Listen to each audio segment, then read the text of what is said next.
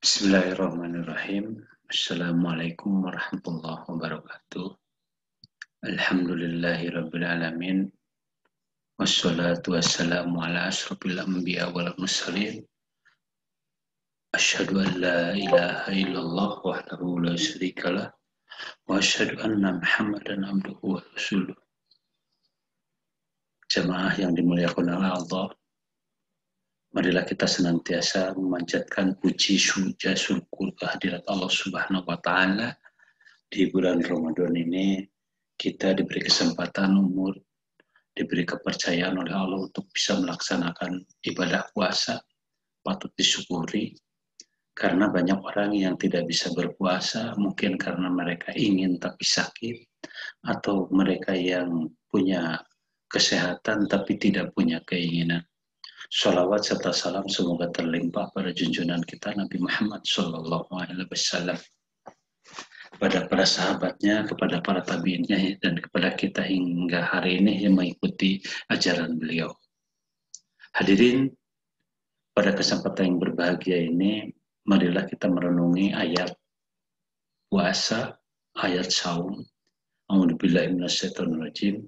Ya ayyuhalladzina amanu kutiba alaikumusiyam kama kutiba alal ladzina min qablikum la'allakum tattaqun. Saum yang ditugaskan atau diperintahkan Allah itu punya satu target. Targetnya la'allakum tattaqun, menjadi orang yang bertakwa atau terjadi perubahan. Saum pernah ditugaskan kepada umat sebelumnya dan kepada kita. Banyak penelitian mengatakan saum itu memberikan pengaruh yang luar biasa dalam kehidupan. Tapi target ruhaniyah adalah la'allakum tattaqun. Sehingga dalam sebuah hadis dikatakan man shoma ramadhana imanan wahtisaban ghufira lahu ma taqaddama min dambi. Jadi kalau kita melaksanakan sholat atau melakukan saum dengan penuh perhitungan, maka kita akan diampuni dosanya. Tapi banyak orang yang saum tapi mereka tidak memperoleh apa-apa. Allah menganalogikan aktivitas saum ini dalam kehidupan makhluk yang lain. Di makhluk yang diciptakan oleh Allah ada kurang lebih 4 makhluk yang melakukan saum dan melahirkan perubahan. Yang pertama, saumnya ular. Ular itu saum supaya tubuhnya mengecil, sehingga kulitnya terkelupas, lahirlah kulit baru. Nah, mereka tidak memakan apapun, ular itu, sehingga tubuhnya lahir tubuh yang baru. Tapi ketika selesai saum, ular menjadi makhluk yang sangat rakus. Bahkan dia bisa memakan makhluk yang besarnya melebihi makhluk yang lain atau melebihi tubuhnya. Jadi saum yang dilakukan oleh ular itu adalah saum yang berubah tubuhnya supaya kulitnya terkelupas, lahir kulit baru, tapi dia tetap menjadi makhluk yang rakus. Manusia yang begitu ada. Jadi ketika mereka saum, dia bisa menahan diri. Ketika waktu berbuka segala masuk sehingga sampai muntah. Atau setelah dia saum, dia tetap melakukan hal-hal yang tidak baik.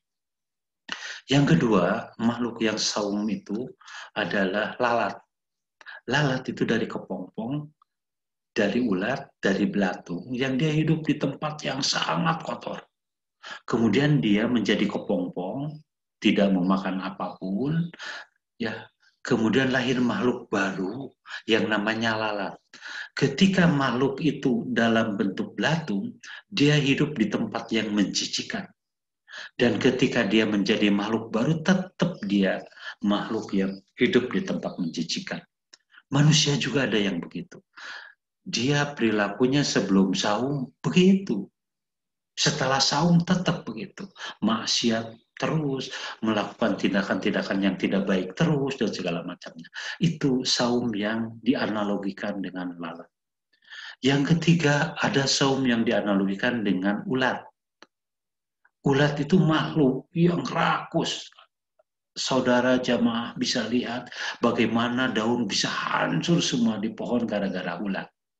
Supaya dia berubah, maka dia jadi kepompong, berpuasa, tidak makan apapun selama beberapa saat.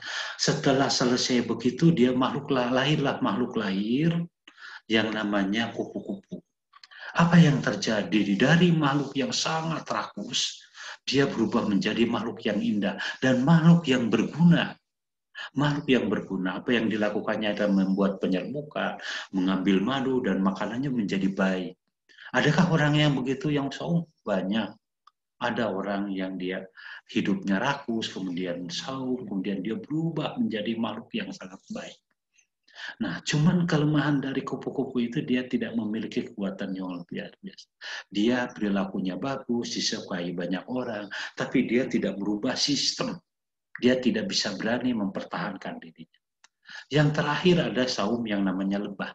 Lebah dari mulai larva, kemudian dia saum, lahirlah makhluk baru yang namanya lebah. Larva hidup di tempat yang suci, tempat yang bagus, yang bersih. Kemudian ketika dia menjadi lebah, hidupnya tetap bermanfaat, tempatnya suci, memberikan penyerbukan, yang dikeluarkannya juga bagus. Adakah manusia yang seperti itu? Ada. Mereka dari mulai sebelum saum, dia orang baik, kemudian setelah saum menjadi orang yang baik. Dan kelebihan dari yang namanya lebah adalah dia makhluk yang berani mempertahankan dirinya. Kalau dalam Islam hibdun nafs, sekalipun dia harus mati mempertahankan. Sebab lebah itu kalau dia sudah terancam kemudian menyerang, dia akan mati. Nah, saudara-saudara sekalian, kita adalah makhluk Allah. Allah memberikan analogi dalam aspek saum ini, maka kita tinggal memilih. Mau seperti apa?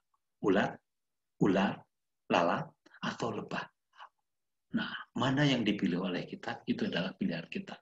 Mudah-mudahan saum ini kita termasuk orang-orang yang benar-benar membangun saum dengan sebaik-baiknya, dan ketika keluar dari saum itu menjadi makhluk yang sangat bermanfaat, dan dia memiliki keyakinan yang lebih baik.